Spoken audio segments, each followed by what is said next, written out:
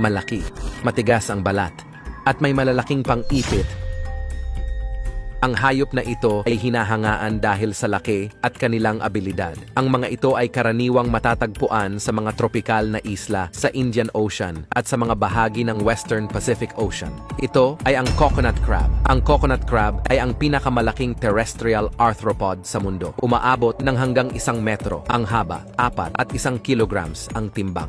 Sa kabila ng kanilang laki, ay kaya nilang umakyat ng mga puno ng nyog na umaabot ng 10 metro ang taas upang makakuha ng pagkain. Bagamat kilala sila sa pagkain ng nyog, ang kanilang dieta ay iba-iba at maaaring kabilang ang mga patay na hayop, prutas at kahit ibang mga crab. Kilala rin sila sa pagnanakaw ng mga pugad ng ibon at kainin ang mga sisiw.